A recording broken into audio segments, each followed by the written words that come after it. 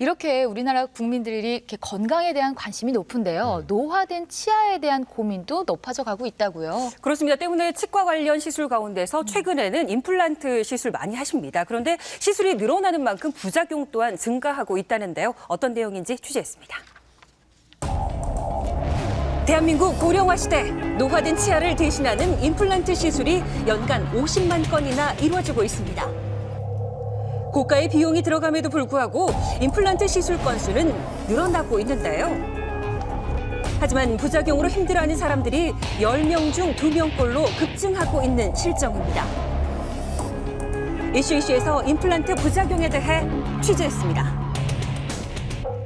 경기도의 한 복지관을 찾아가 봤습니다. 상한 치아 대신 임플란트 시술을 받은 어르신들 찾기는 어렵지가 않았는데요.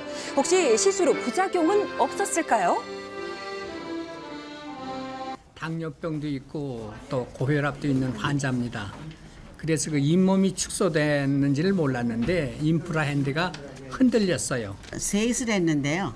하나하나 따로따로 했어요. 제일 먼저 한 거는 한 7년. 까실까실한 게 있는지 혀가 조금 이렇게 좀 아파지는 거, 염증이 생기는 게 있더라고요. 4년 되니까 그게 빠지대요.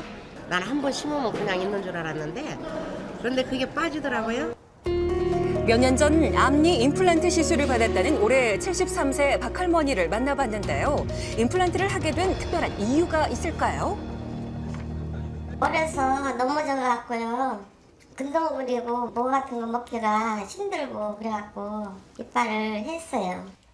깨진 치아를 대신해 임플란트를 했지만 얼마 지나지 않아 문제가 생겼다고 병원에 하는데요. 가서 알아봤더니 염증이라 해갖고 약을 재다가 먹었는데 이가 아프면 막 머리도 아프고요. 소화도 잘 안 되고 아주 몸이 이거 몸살난 것 마냥 그렇게 아파요. 박할머니는 약을 먹지 않으면 온 신경이 곤두설 만큼 시술받은 부위 주변으로 통증을 느낀다며 고통을 호소했습니다. 임플란트 하고 난 뒤에 있는 부작용은 다양하고요. 그 나사풀림이나 보철물의 파절 같은 기계적인 문제에서부터 임플란트 주변에 뼈가 녹는다든지 그다음에 골유착이 안 된다든지 하는 생물학적인 문제 이렇게 크게 나눌 수 있겠습니다. 염증의 원인이 임플란트 때문이라는 것을 알고 병원을 찾았지만 더 이상의 치료는 포기할 수밖에 없었다고 하는데요. 치료를 해준다고 오는데 비용이 많이 든다 해가지고 넉넉지 못하니까 요새 이 일을 해내려면 여간 비싸요. 또 돈 달라고 그래가지고 그냥 못했어요. 임플란트 시술을 받고 부작용에 시달리는 경우는 박할머니뿐만이 아니었습니다. 한국소비자원에 접수된 임플란트 관련 불만 건수가 2010년 900여 건에서 지난해에는 1,400여 건으로 급증했는데요. 상황이 이렇게 되자 공정거래위원회에서는 지난 11월 임플란트 시술 관련 표준 약관을 제정하게 이르렀습니다.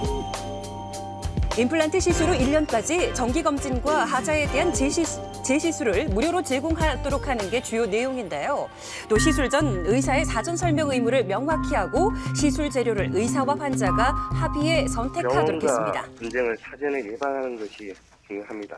시술 전에 의사에게 표준 약관에 정해진 내용에 준해서 계약서를 작성하도록 요구하여 서면 계약을 체결하는 것이 필요합니다. 만약 계약서가 없으면 진료 기록부를 확보해 두는 것이 좋습니다. 과연 이 표준 약관이 일선병원에서 제대로 지켜지고 있을까요? 치과를 직접 찾아가 확인해봤습니다. 치과마다 약간 방침이 다르니까 저희가 뭐라고 할 수는 없죠. 여기는 혹시 돈을 받나요? 저는 일단은 상태를 봐야 되고 그렇게 쉽게 빠질 텐데 이번도 하질 않죠. 그 병원마다 틀려서 저희는 안 받거든요. 병원마다 틀려요. 오늘 더 받을 수도 있죠. 이게 뭐 딱 그렇게 해라라는 규정이 없고요. 병원에 이제 은행 방법에 따라 좀 틀린 건데 병원마다 그 본인이 갖고 있는 병원의 시스템이 다 달라요. 그래서 저희가 뭐라고 말씀드릴 수 있는 건 아니고요. 대부분의 병원에서는 내부 규정에 따라야 한다며 답변을 피했는데요. 정도의 차이는 있지만 추가 치료비가 드는 경우가 대부분이었습니다. 또 다른 피해자 김정우 씨는 1년 전 처음 시술받은 병원에 대한 신뢰를 잃고 결국 다른 병원을 찾을 수밖에 없었다고 하는데요. 음식물이 자꾸 끼고 좀 아프고 옥신옥신하고 갈수록 자꾸 이쪽으로 이제 안 맞는 느낌이 있으면서 힘도 자꾸 이쪽으로 가게 되고 잘 때 여기 많이 좀 아파가지고 그러니까 잠도 좀 못 자기도 하고요. 임플란트를 한 후 염증과 턱관절 장애까지 한꺼번에 나타났다고 하는데요. 그렇다면 과연 현재 그의 상태는 어떨까요? 확인을 해봤습니다. 환자분이 갖고 계시는 교합 패턴 자체가 많이 좋지 않은 양상을 갖고 계세요. 그렇기 때문에 치아들도 빨리 망가졌던 거고 지금 시술 받으셨던 임플란트라든지 기존에 있던 보철물 자체도 수명이 오래가지 못하고 치아가 문제가 생겼던 거죠. 결국 돈과 시간을 허비하게 됐다는 김정우 씨.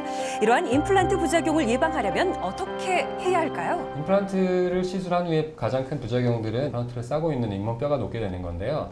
첫 번째는 이제 세균 문제는 피덕이나 이런 것들을 제거해 주는 게 가장 좋겠고요. 두 번째는 교합력이나 힘의 문제인데요. 치아들이 교합력이 변하기 때문에 그 부분에 대해서 지속적으로 교합력에 대한 부분들을 조정할 수 있게 만드는 게 중요하다고 할 수 있겠습니다.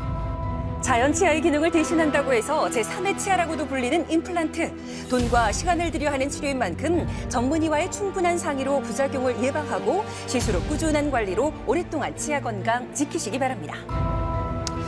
예, 이 임플란트라는 것이 비용이 굉장히 많이 드는 시술로 좀 알려져 있습니다. 그런데 이 부작용이 생겼을 때 치료 후의 과정까지 비용 부담을 환자가 해야 된다고 한다면 어르신들이 많이 받으실 텐데 이 손해가 좀 이만저만이 아니겠는데요. 그렇죠. 오히려 부담이 늘어나게 되는 거죠. 예. 그래서 공정거래위원회에서 표준 약관을 만들었는데요.